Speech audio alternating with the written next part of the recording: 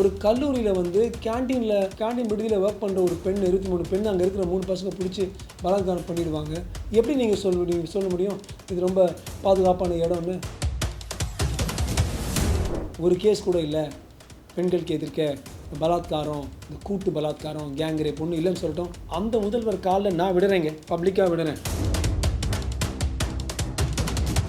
நீங்கள் 3000 ரூபாய் ஒரு பெண்ணுக்கிட்ட கொடுக்குறீங்க, அந்த பொண்ணு அந்த வாங்கி எங்கே போகும்போது எவனோ ஒருத்தன் பலாத்காரம் பண்ண என்னங்க யூஸு? அது மட்டும் இல்லை, இதெல்லாம் crimes of high dimension. Crimes of high டைமென்ஷன்னா சமீபத்தில் பார்த்தீங்கன்னா கடந்த 2 நாள்லேயே பல பாலின வன்கொடுமைகள் சென்னை மாநகரத்தில். இந்த ஆர்ஜி கார் வரும்போது கொயின்னு கத்துனேன், சந்தேஷ் கலி கொயின்னு கத்துனேன், அண்ணா யூனிவர்சிட்டியில் அந்த பெண்ணுக்கு வரும்போது யார் இந்த சார்னு கைன்னு கத்திருந்தோம். இப்போ பார்த்தீங்கன்னா ஒரு பீகார் குடும்பமே, ஒரு மனிதன் 25 வயசு மனிதன் கௌரவகுமார், அவன் மனைவி குமாரி, 2 வயசு ஆண் குழந்தை, பாவம் வயிற்றில் என்னமோ போடுறதுக்காக பிழைப்புக்காக பீகார்லேருந்து இங்கே வந்திருக்காங்க. இங்கே ஒரு பீகார் கும்பலே அவங்க நண்பர்கள் மாதிரி நடித்து அவங்களோட கிட்ட பழகி அந்த பெண்ணை வந்து எப்படியாவது கற்பழிக்கணும்னு சொல்லி இந்த ஆளை மண்டையில் போட்டு குழந்தைங்களையும் கொண்டுட்டு அப்புறம் இந்த பெண்ணையும் ஒரு கேங் ரேப் மாதிரி பண்ணிவிட்டு பெண்ணையும் கொலை பண்ணியிருக்காங்க. பெண்ணை வந்து பெருங்குடி குப்பையில் போட்டிருக்காங்க. இந்த மனிதனை போய் கடலில் போடலான்னு போனாங்க. வழியில் அந்த மூட்டை ஸ்லிப்பாகி விழுந்துடுச்சு இந்திரா நகரில். அந்த குழந்தைய வந்து 2 வயசு குழந்தை, ஆண் குழந்தைய சாக்கடையில் போட்டிருக்காங்க. அதாவது ஒரு நினைக்க முடியாத கொடூரத்தை வந்து வெளிப்படுத்தியிருக்காங்க இவங்க. பீகாரா, மகாராஷ்டிரா, தமிழ்நாடு இதெல்லாம் விட்டுருங்க. ஏன் இது மாதிரி மனிதர்கள் வந்து அசுரர்கள், நான் மிருகங்கள்னு சொல்ல மாட்டேன், ஏன்னா எந்த ஒரு இங்கே அனிமல் பிளானட்டில் நாட் ஜியோவில் பார்த்தாலும் கேங் ரேப்பு இது மாதிரி சும்மா போட்டு கொலை பண்ணி ரேப் பண்ணுறதுலாம் நீங்கள் மிருகங்களில் பார்க்க முடியாது. அசுரர்கள் பகவத்கீதாவில் சொல்லியிருக்கு. இது மாதிரி ஒவ்வொரு மனிதனுக்குள்ள அசுரத்தன்மைகளும் இருக்குது. அந்த 5 அசுரத்தன்மைகளை நம்ம அடக்கி வைக்கணும். அந்த முதல் காமம், குரோதம், அகங்காரம். அந்த காமம் மேலே வரும்பொழுது அது கிடைக்கலன்னா குரோதமும் வருது. அதுதான் இவங்க காட்டுறோம். இது ஏன் ஒரு சாதாரண மனுஷன் போய் வேலை செய்யணும், ஒரு செக்யூரிட்டி கார்டாக சிக்கந்தர் அக்யூஸ்ட் 1 ஒரு ஒர்க் பண்ணுறான், ஒரு செக்யூரிட்டி கார்டு, அவன் நார்மலாக அப்படி பண்ணுவானா? பண்ண மாட்டான். ஏனென்றால் அவனோட வாக்குமூலம் பார்த்தீங்கனாலே எல்லாரும் சேர்ந்து செம்மத்தையாக டாஸ்மாகில் தண்ணி அடிச்சுட்டு அப்புறம் போயிருக்காங்க. ஸோ இந்த போதைப் பொருள் அது வந்து கஞ்சாவாக இருக்கலாம், அது வந்து குடியாக இருக்கலாம், மதுவாக இருக்கலாம், எது இருந்தாலும் போதைப் பொருள் வரும்பொழுது தான் அந்த அசுரன் ஒவ்வொரு மனிதனுக்குள்ளே அடங்கி இருக்கிற அந்த அசுரன் வந்து வெளியில் வரும். போதைப் பொருள் கலாச்சாரத்தை என்றைக்கு நம்ம ஒழிக்கிறோமோ அப்போ தான் இந்த ரேப், அதாவது இந்த பலாத்காரம் வந்து கம்மியாகும். அதுக்கப்புறம் பார்த்திங்கன்னா ஒரு காலேஜில் இருக்கிற, கல்லூரியில் இருக்கிற, கேண்டீனில் இருக்கிற 23 வயசு பண்ண போய் இதே மாதிரி கேங் ரேப் 3-4 பேர் கேங் ரேப் பண்ணியிருக்காங்க. இந்த கூட்டு பலாத்காரங்கள் வந்து நிறையா நடக்கிறதுனால தான் இதுக்கே முதல் முறையாக ஐபிசி கோடுலேருந்து மாற்றி பாரதிய நியாய சம்ஹிதா BNS வரும்பொழுது கேங் ரேப்புக்குன்னே ஒரு தனி செக்ஷன் கொண்டு வந்து அடல்ட் கேங் ரேப் பண்ணால் 20 வருடத்துலேருந்து அவங்களுடைய நேச்சுரல் லைஃப் முடிகிறது வரைக்கும், அவன் 75 வயசு வாழ்ந்தான்னா 75 வயசு அவன் சிறையிலே இருந்து சாகணும். அது மாதிரி கொண்டு வந்திருக்காங்க. குழந்தைங்க 12 வயசு கீழே இருக்கிறவங்களுக்கு வந்து கேங் ரேப் பண்ணால் அவங்களுக்கு வந்து மரண தண்டனையும் கொடுக்கலாம். அல்லது கேங் ரேப் ப்ளஸ் மர்டர், அதாவது இந்த கேஸில் பண்ணியிருக்க மாதிரி பண்ணால் கூட குரூப் பண்ணி கேங் ரேப் மர்டர் பண்ணால் இவங்களுக்கு வந்து நிச்சயமாக மரண தண்டனை கொடுக்கலான்னு வந்திருக்கு. முதல் முறையாக இந்தியாவில் வந்து ஃபாஸ்ட் ட்ராக் ஸ்பெஷல் கோர்ட், அதாவது விரைவில் வந்து தீர்ப்பு வருகின்ற சிறப்பு மன்றங்கள், நீதிமன்றங்கள் தேடப்பட்டன. இது எதனால்? 2000 கோடி ஸ்பெஷல் ஒரு நிதி ஒதுக்கீடு. அந்த ஃபண்டு பேர் நிர்பயா ஃபண்ட். எந்த நிர்பயா டெல்லியில் அநியாயமாக ரேப் பண்ணி கொலை பண்ணாங்க. ஸோ அதில் பார்த்தீங்கன்னா தமிழ்நாட்டில் வந்து ஆக்சுவலாக நல்லா போயிட்டுருக்கு. ஓரளவுக்கு மற்ற மாநிலங்களோட பார்த்தா இங்கே வந்து ஓரளவுக்கு டிஸ்போஸ் பண்ணுறாங்க. ஆனால் எவ்வளோ நடக்குது, எவ்வளோ டிஸ்போஸ் பண்ணுறாங்கன்னு ஒரு சின்ன டேட்டா தரவு பார்ப்போம். பொதுவாக ஒரு நீதிமன்றத்தில் 3 கேஸ் ஃபுல்லாக டிஸ்போஸ் ஆகும் ஒரு மாதத்துக்கு ஆவரேஜ் டைம்.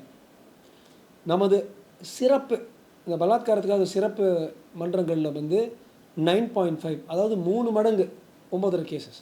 ஆனால் சார் எவ்வளோ ரேப் நடக்குது சார் பாருங்கள். 2024, 2025 டீட்டெயில் பார்த்தீங்கன்னா பாக்ஸோ கேஸஸே 5317. இதை தவிர பக்கா ரேப் கேஸஸ் வந்து 470 சொச்சம், அதாவது 500 கிட்ட. எந்த ஒரு பலாத்கார ஆவணம் டாக்குமெண்ட்டும் படித்தோம்னா ஒரு கேஸ் ரிப்போர்ட் ஆச்சுன்னா 3 கேஸ் ரிப்போர்ட் ஆகாமல் இருக்கும். 1/4 தான் இப்போ வந்து வெளியில் குவாய்ட்டாக விட்டுருவாங்க, தண்ணி தெளித்து விட்டுருவாங்க. ஆக்சுவல் நம்பர்ஸ் விட்டுருங்க. யார் வந்து புகார் கொடுக்குறாங்களோ அவங்கள எடுத்தாலே 6000 கேஸ். அதாவது 6000 கேஸ்னிங்கன்னா ஒரு மாதத்துக்கு ஏறக்குறைய தமிழ்நாடு, நம்ம அழகிய தமிழ்நாடில் வந்து 500 கேஸ் அடல்ட் அண்ட் சில்ட்ரன் ரேப்புக்கோ செக்ஷுவல் ஹராஸ்மெண்ட்டுக்கோ பதிவு செய்கிறாங்க. எவ்வளோ கேஸ் டிஸ்போஸ் பண்ணுறாங்க? மற்ற மாநிலங்களோட பெஸ்ட்டு நம்மளுக்கு தான். 9.5 கேஸ் டிஸ்போஸ் பண்ணுறாங்க. மக்களே யோசிச்சு பாருங்கள், 9.5 கேஸ் டிஸ்போஸ் பண்ணுறீங்க, ஒவ்வொரு மாதமும் இன்னொரு 500 கேஸ்னு வந்துட்டு இருக்கு. ஜட்ஜுங்களை என்ன தான் பண்ணுவாங்க? நீங்கள் தான் ஆகுனா ஜட்ஜை வந்து எடுத்துகிட்டு போயிட்டு நீங்கள் இம்பீச்மெண்ட்னு ஓடிடுவீங்க சுப்ரீம் கோர்ட்டுக்கு. ஜட்ஜை வேலை செய்ய விட மாட்டீங்க. என்ன தான் பண்ணுவாங்க நீதிபதிகள்? அப்படின்னா என்ன? டிஸ்போசல் லெவலுக்கு பதிலாக டிட்டரண்ட் லெவல். யோசித்து பார்த்தீங்கன்னா எந்த ஒரு குற்றத்துக்கும் குற்றம் செஞ்சுட்டு அப்புறம் டிஸ்போஸ் பண்ணலாம். அதுக்கு முன்னால் டிட்டரண்ட். ஐயோ இந்த ஊரில் நம்ம பண்ணோன்னா தலையை வெட்டிடுவாங்க. சவுதியில் கண்ணால் நான் பார்த்துருக்கேன், வீடியோஸ் நீங்கள் எல்லோரும் பார்க்கலாம் நெட்டில். தலையை வெட்டிடுவாங்க அப்படியே பிஸ்மில்லா அல்லான்னு சொல்லி வெட்டி அப்படியே தலை முண்டை ஒரு பக்கம் துடிச்சிட்டு இருக்கும், தலை உருண்டு போயிடும். அது வந்து மக்களுடைய மத்தியில் பப்ளிக்காக பண்ணுவாங்க. ஏனென்றால் மற்றவன் பார்க்குறவன் வந்து தண்ணி அடித்தா கூட ஐயோ நம்ம தலையை வெட்டிடுவாங்கப்பா வேணாம்ப்பா. நம்ம எங்கே பண்ணுறோம்? உள்ளே போகிறோம், பெயில் வாங்குகிறோம், வெளில வர்றோம், வாய்தான்னு 10-15 வருஷம் இழுத்துட்டு போகிறோமே. முதல்வர்கிட்ட சொல்லுவேன், தரவு பார்த்து பேசணும், டேட்டா பார்த்து பேசணும். நம்ம தமிழ்நாட்டில் 4400 கேஸு பெண்டிங்காக இருக்குது, கேஸ் பெண்டன்ஸ். எப்படி நீங்கள் வந்து பெண்களுக்கு இது பாதுகாப்பான இடம்னு சொல்கிறீங்க? ஒரு கல்லூரியில் வந்து கேண்டீன் விடுதியில் ஒர்க் பண்ணுற ஒரு பெண், 23 பெண், அங்கே இருக்கிற 3 பசங்க பிடிச்சி பலாத்காரம் பண்ணிவிடுவாங்க. எப்படி நீங்கள் சொல்ல முடியும் இது ரொம்ப பாதுகாப்பான இடம்னு? மயிலாப்பூர் கான்ஸ்டுவன்சியில் கோவிந்தமால்புரம்னு ஒன்று இருக்குங்க. 3 நிமிஷங்க அங்கே மயிலாப்பூர் ஸ்டேஷன்லேருந்து கோவிந்தமால்புரம் அந்த பஸ்திக்கு அந்த ஷாண்டிக்கு போகிறது 3 நிமிஷம் தான் வாக்கிங். அந்த 3 நிமிஷம் வாக்கிங்கே தண்ணி அடிச்சுட்டு அங்கே பார்த்தீங்கன்னா நிறைய அந்த பாட்டில்ஸ் கிடக்கும். பசங்க வந்து அங்கே போகிற பொண்ணுங்களை வந்து கலாட்டா பண்ணுறாங்க. அந்த பெண்கள் வந்து ஒரு செக்யூரிட்டி கேமரா லைட்டு கேட்டாங்க. எப்படி சார் முதல்வர் சார் நம்ம நினைக்க முடியும்? இது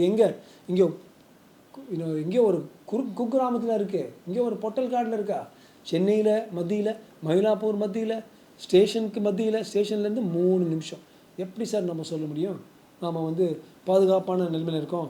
பிற மாநிலங்களோட ஓரளவுக்கு இன்னும் கொஞ்சம் பாதுகாப்பாக இருந்தால் பல மாநிலங்களோட நம்ம இன்னும் கொஞ்சம் பாதுகாப்பாக இருக்கிறோம், அது உண்மை தான். ஆனால் இது வந்து ஒரு சொர்க்கம், பெண்களுக்கு ரொம்ப பாதுகாப்பான இடம்னு சொன்னால் அமைதி பூங்கான்னு நான் ஒத்துக்கவே மாட்டேன். இந்த 4400 கேஸ் இல்லாமல் இருக்கட்டும். எந்த வருடத்தில் எந்த தமிழ்நாடு முதல்வர் இருந்தாலும் என்கிட்ட சொல்லட்டும், ஒரு கேஸ் கூட இல்லை பெண்களுக்கு எதிர்க்க பலாத்காரம், இந்த கூட்டு பலாத்காரம், கேங் ரேப் ஒன்றும் இல்லைன்னு சொல்லட்டும். அந்த முதல்வர் காலில் நான் விடுறேங்க, பப்ளிக்காக விழுந்துட்டு சொல்கிறேன், இப்போ தமிழ்நாடு ஒரு அமைதி பூங்கா. அதுக்கும் அதுக்கும் இப்போ நம்ம இருக்கிற இடத்துக்கும் 4400 கேஸ் இருக்குது. அது மட்டும் இல்லைங்களே, ஒவ்வொரு மாதமும் 500 ஆட் பண்ணுறாங்களே. இந்த 500 நம்ம தடுத்தால் தான் அந்த 4400 நம்ம கேஸ் டிஸ்போசல்லாம் முடிஞ்சிடும். ஸோ பல விஷயங்கள் நம்ம சண்டை போட்டு கேட்கணும். இன்னும் கொஞ்சம் வேணால் அதுக்கு ஃபண்ட்ஸ் கேளுங்க. நீங்கள் வந்து 3000 ரூபாய், 3 ரூபாய் 2 கோடி குடும்பங்களுக்கு கொடுக்குற 3 ரூபாய், அதுக்கு பதிலாக இன்னும் ஒரு 5-6 சிறப்பு நீதிமன்றங்கள் தருங்க. இன்னும் சில பேர் ஜட்ஜஸாக ப்ரமோட் பண்ணுங்கள்.